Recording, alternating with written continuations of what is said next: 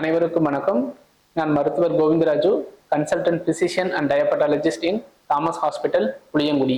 பாம்பு கடிச்சா என்ன பண்ணணும், பண்ணக்கூடாது அப்படின்றத பற்றி தான் இப்போ உங்களுக்கு நான் சொல்ல போகிறேன்.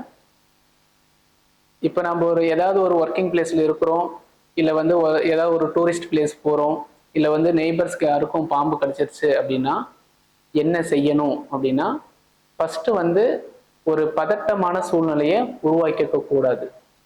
சரிங்களா? ஃபர்ஸ்ட் ஒரு பதட்டமான நிலையை உருவாக்கிக்க கூடாது. உடனே என்ன பண்ணணும்னா, நியர்பை என்ன பாம்பு, என்ன வகையான பாம்பு அப்படின்றத தெரிஞ்சுக்கணும். நம்ம இந்தியாவில் பார்த்தீங்கன்னா ஒரு 4 வகையான பாம்பு ரொம்ப பாய்சனஸ். அது என்ன அப்படின்னா ரொம்ப சிவியரா இருக்கிறது நல்ல பாம்புன்னு சொல்லுவாங்க, அதாவது கோப்ரா. அது ராஜநாகம் சொல்லுவாங்க, நம்ம லோக்கல்ல நல்ல பாம்புன்னு சொல்லுவாங்க. அதுக்கடுத்து பார்த்தீங்கன்னா கட்டு விரியன், அது கிரைட்டுன்னு சொல்லுவாங்க, அதுவும் கொடிய விஷத்தன்மை உடையது. அதுக்கடுத்து பார்த்தீங்கன்னா கண்ணாடி விரியன், அது இங்கிலீஷ்ல என்ன சொல்லுவாங்கன்னா வைப்பர்னு சொல்லுவாங்க. அதில் 2 டைப் இருக்கு. ஸோ இந்த 4 வகையான பாம்பு தான் ரொம்ப டேஞ்சரஸானது. நம்ம இதுக்கு எல்லாத்துக்குமே அதுக்கான ஆன்டி ஸ்னேக் வெனம்னு சொல்லுவாங்க, அதுக்கான மருந்து இருக்குது. இப்போ என்ன செய்யணும் அப்படின்னா, பாம்பு கடிச்ச உடனே அந்த இடத்த சோப்பு போட்டு லைட்டாக கழுவிடணும். சரிங்களா? ஃபர்ஸ்ட் என்னன்னா சோப்பு போட்டு கழுவிடணும். ரெண்டாவது விஷயம் கடிச்ச இடத்த பார்த்தீங்கன்னா, ஒரு ஃப்ராக்சர் ஆனால் எப்படி ஸ்பிளிண்ட் போட்டு கொண்டு வருவாங்களோ அந்த மாதிரி இம்மொபிலைசேஷனாக தான் இருக்கணும். இப்போ எக்ஸாம்பிளுக்கு பார்த்தீங்கன்னா, இங்கே கடிச்சிருச்சு அப்படின்னு வச்சுக்கோங்களேன், ரிஸ்ட்ல கடிச்சிருச்சு அப்படின்னா இது ஃபுல்லாகவே 2 பக்கமும் ஸ்பிளிண்ட் போட்டு கட்டிடணும். அதை பார்த்தீங்கன்னா மொபிலைஸ் பண்ணக்கூடாது. ஏன் மொபிலைஸ் பண்ணக்கூடாது அப்படின்னா அந்த பாம்போட பல்லுல இருந்து தான் நமக்கு விஷம் இங்கே தோலுக்கு அடியில் இருக்கும்.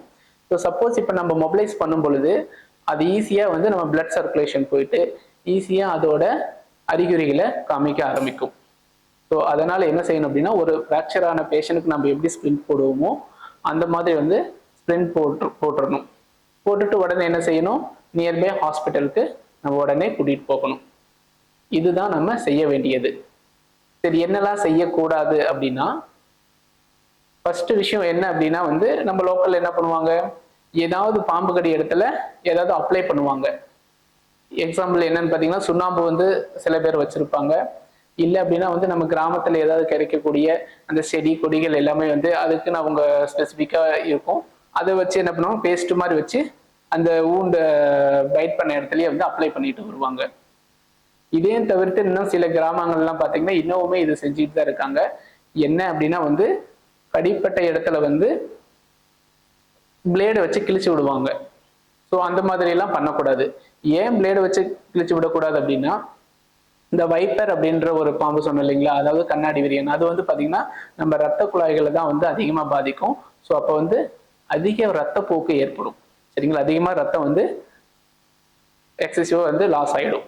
ஸோ அதனால அந்த தப்பை பண்ணவே கூடாது. அதுக்கடுத்து இன்னொன்று என்ன அப்படின்னு பார்த்தீங்கன்னா நம்ம எக்ஸாம்பிளுக்கு இங்கே கிடைச்சிருச்சு அப்படின்னா நம்ம மக்கள் அதுக்கு இந்த இடத்துல பெரிய ஒரு கட்டு போட்டு எடுத்துட்டு வருவாங்க. ஸோ அது பண்ணிடவே கூடாது.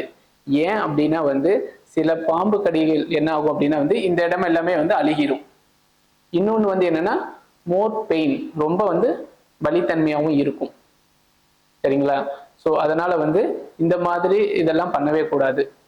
என்னென்ன அப்புறம் இன்னொன்று என்ன சொல்ல மறந்துட்டேன், வாய் வச்சு உரியக்கூடாது. சரிங்களா? அந்த கடிவாய்ப்பட்ட இடத்துல வாய் வச்சு உரியக்கூடாது.